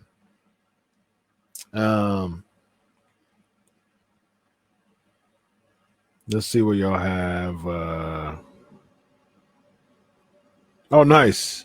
A nice story. My uncle got me to watch wrestling when I was 8 years old. Saw the Von Erichs at the Sportatorium, Dallas, Texas. Always go to the DFW arena to see the wrestling. Good stuff. That's fun. Elvis says, my grandpa helped work events back in the 70s and 80s. My mom said he used to drink with Andre Flair and Rapid Ricky Romero. Nice. I really enjoy. I love old school. I love old school wrestling. I really like these stories, guys.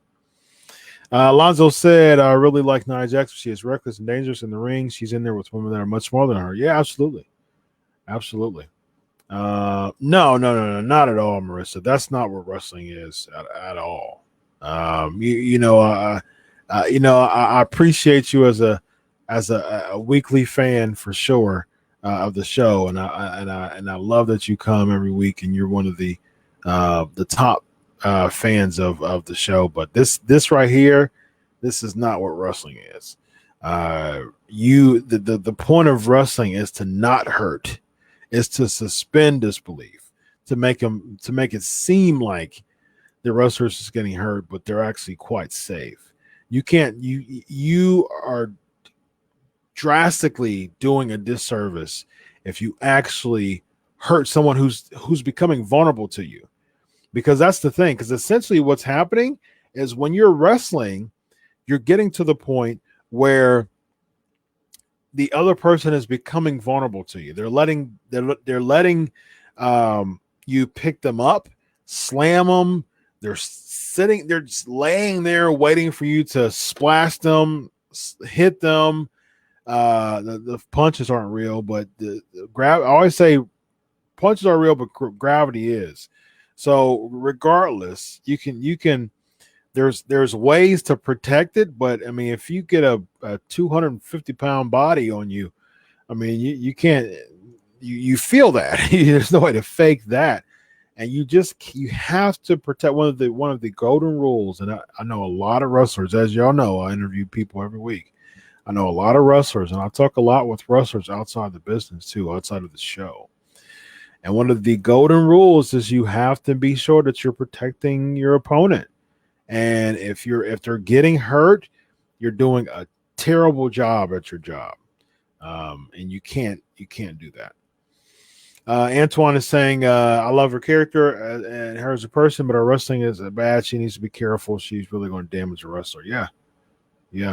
And that's a good point, Alonzo, especially since Kairi Sane came back from a concussion a few months ago. Great point.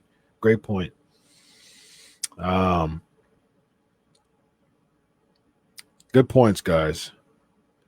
She's a big wrestler. She can't do that stuff average women do because she's very strong. She got to be careful. Yep, I agree with that too. Nia's been wrestling long enough to be a lot safer in the ring. Alonzo says, I know hurting women isn't her intention after all. Yeah, it's not. But intention or not, like here's the thing. If you hurt somebody unintentionally, that does nothing to affect their hurt. They're still hurt. So, I mean, it's like intentionally or unintentionally, yes, the perception of it may be different, but the effect of it is not different because you did it accidentally or not accidentally. And especially when it comes to pro wrestling. Accidents happen. Yeah, but absolutely, yes. But at the same time, good retort, Mo.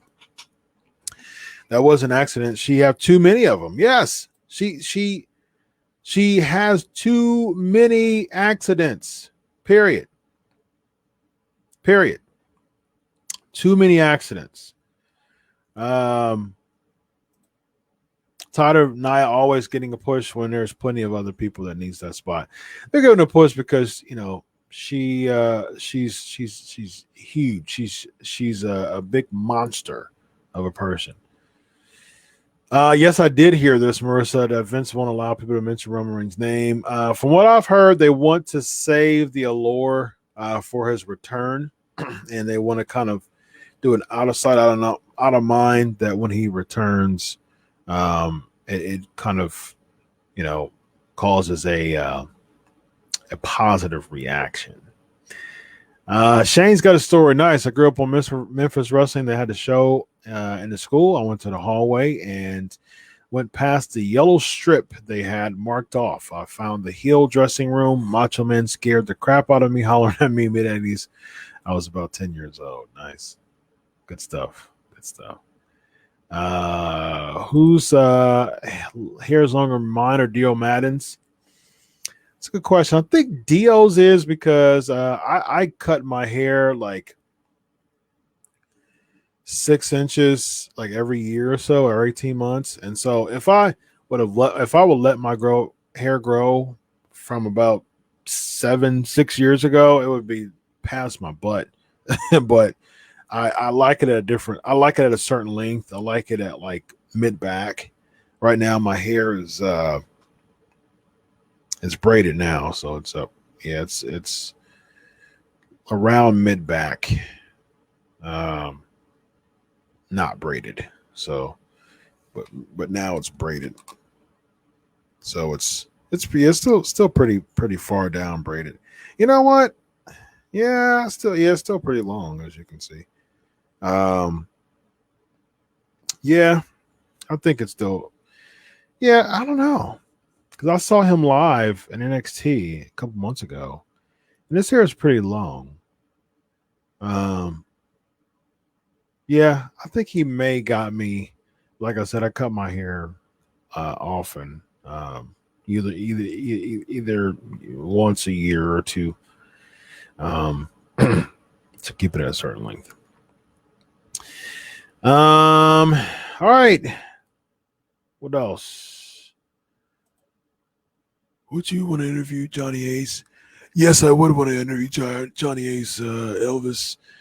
Like I said, I mean, all the people you're saying, I would want to interview all of them. I think Johnny Ace would be a really interesting person to interview because I would definitely talk about his people power gimmick, and I really wouldn't do a photo shoot because he wasn't a wrestler in WWE, although he was huge in Japan, and he was very huge in Japan for sure, and the Dynamic Dudes back in WCW, he was huge.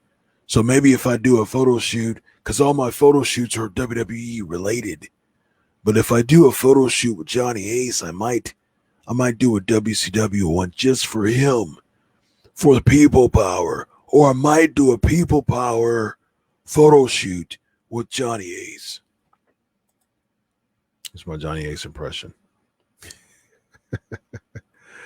Mo likes my Johnny Ace impression.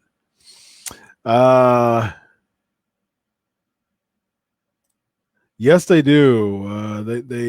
They still happen. Do you think Nia Jax will get a receipt for her actions?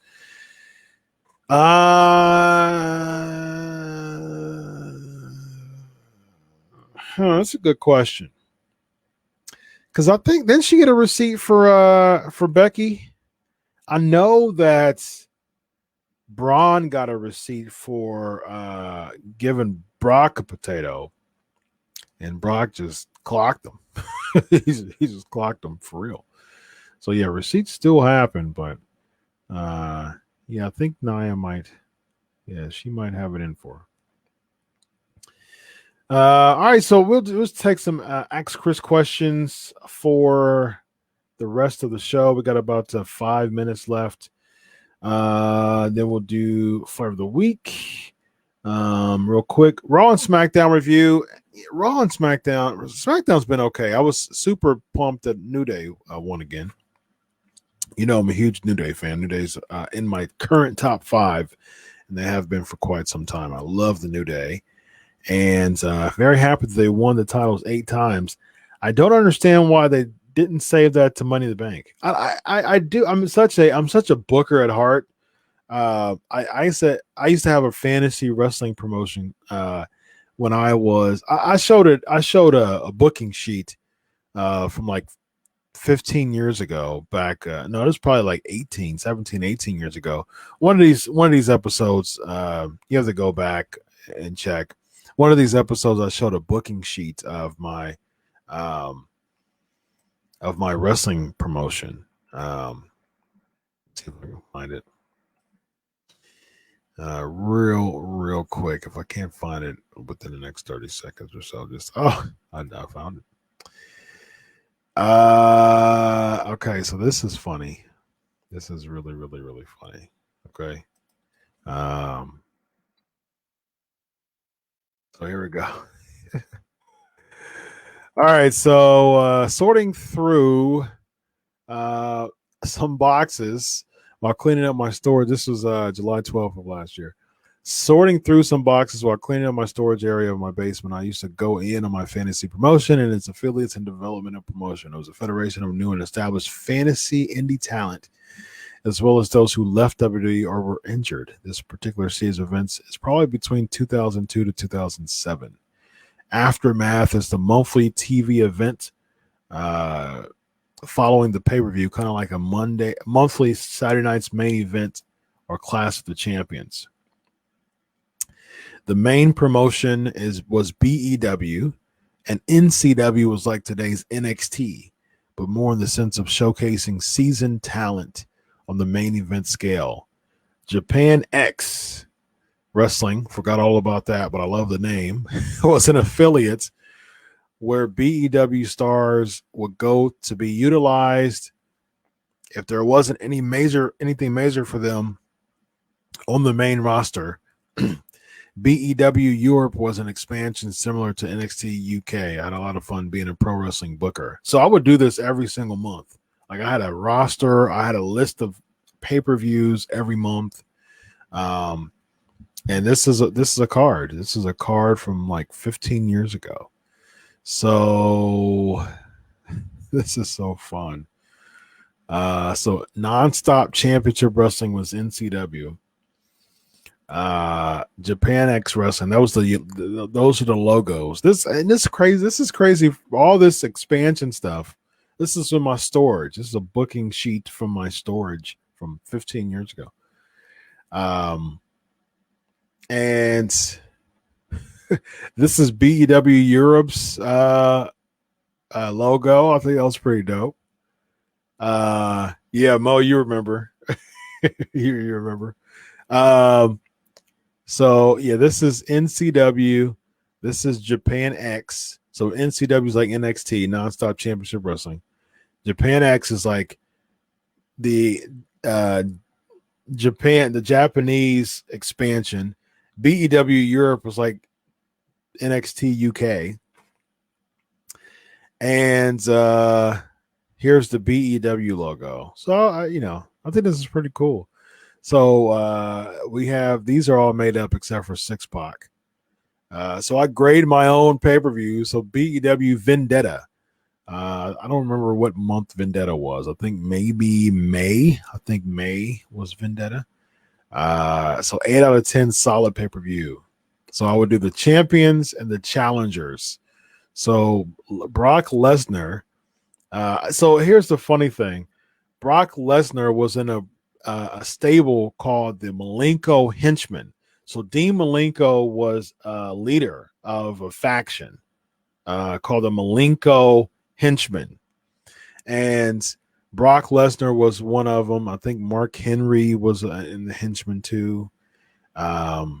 This was so cool. I thought this was super duper cool. So this is the NXT. You got Crash Holly, I think. Yeah, so this is when Crash Holly was still alive. Briscoe was there. So Hardcore Turbo was the NCW event. Pat Patterson, Stevie Richards, B Squared, Bull Buchanan, Brian Lawler, Maven. I made Maven, I think. Taka Michinoku. And so I guess Saturn was the number one contender for the NCW title. So this was super fun. So Aftermath was like the big show after the. Yeah, so it was May because Lord of the Mat was June. So this is the June pay-per-view too. Yeah, so this is Lord of the Mat right here. Goldberg won Lord of the Mat. So that was like King of the Ring, Lord of the Mat. That was super cool. All right, where are your grades at? Where are your grades? Where are your grades? No. Why would AJ Styles ask for his release, Shane, since Anderson and Gallows are gone? That's like if my best friend worked at a high-end. I'm about to be a forensic psychologist, and so that's like if my best friend was a forensic psychologist, and we worked at this huge forensic psychology firm. And he got fired because they were letting people go. That would be like me saying, I want to leave too. that would be ridiculous because I have a family to take care of. So no, I definitely don't think that AJ Styles would leave. Good question, though. Of course, I appreciate it. Okay, where is the grades for Raw and SmackDown? No, I don't see any. Joe, perhaps. Lashley, no, I don't see Lashley leaving.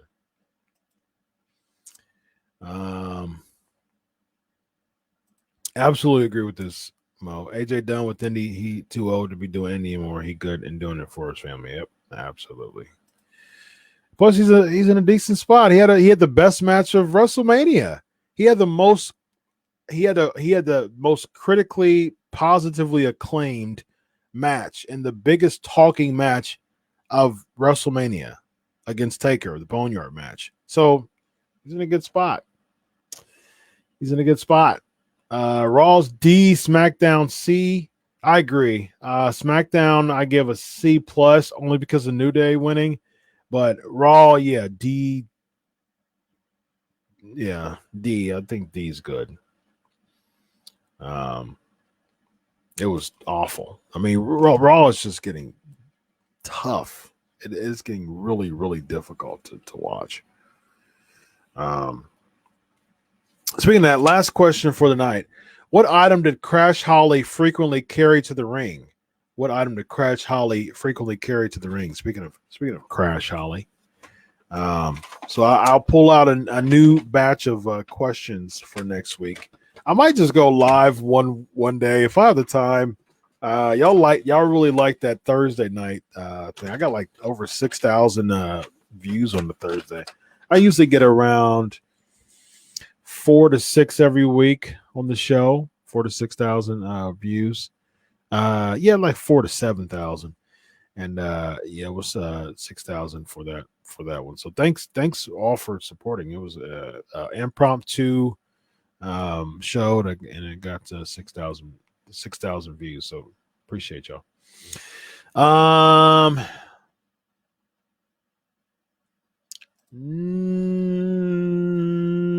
Perhaps Mandy actually pitched that to Vince McMahon, by the way.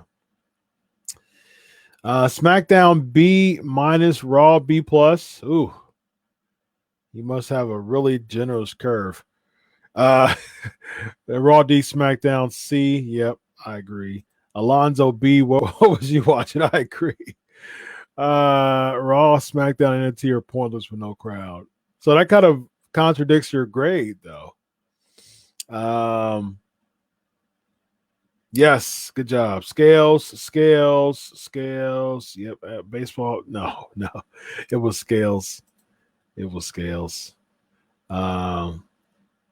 Good stuff. Raw D, SmackDown C, NXT B. Y'all asked me if I watched last week. Y'all asked me if I watched Gargano and Ciampa, and I didn't at that time, but I did end up watching it, and it was great. It was fantastic. What I named Vegas' new faction, Zelina Enterprises, I guess. I don't know. It's a really jobber-like faction now. It looks like. All right, we got let's do the last minute. So flavor of the week. Here we go. It is now time for the flavor of the week. Right, flavor of the week, y'all. Best 90s WCW feuds. What do y'all have right off the bat? Best 90s WCW feuds. My favorite is Sting and Flair. Sting and Flair is my favorite. Steamboat and Austin was a good feud. Steamboat and Rude was a good feud. They had with their U.S. Championship matches. Some other good feuds y'all enjoyed back in the 90s. Of course, Sting versus the NWO was huge. Super duper huge. Mo said Hogan and Sting. Yep, I agree. I agree with that. Hogan and Sting. Hogan and Sting was 90s. That was 97. Yep. Terry Funk and Flair was the 80s, late 80s. That was late 80s. NWO versus WCW, of course. Yep. Jericho Malenko was a pretty good feud, actually. I agree with that. Alonzo, WCW feuds. Really? You like the Hollywood versus the Wolfpack? I think that was a lousy feud. I think it was a lousy feud. I think expanding NWO was a bad idea. Anyways, I think it was a very bad idea. Wasn't. All right, y'all. Y'all keep giving me WWE feuds. WCW. See it right there. WCW, baby.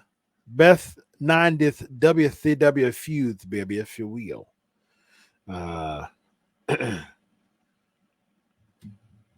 What else I got? Brett and Sting. Really? I wasn't a big Brett versus Sting fan. Brett didn't like his WCW career at all. And I kept being upset that Brett was beating Sting. So, yeah, I think this is good, Mo. Goldberg and Hogan was good. All right, y'all. P&P Nation, it's been great as always, as expected. It's been a fantastic time. We went a little over time today, but DDP's interview was long, so decided to go a little over time. Still got people loaded up in the chat room. Still got a loaded up people joining us live at over 1 o'clock in the morning Eastern. So I appreciate y'all very, very much. So y'all have a great night. This was really good.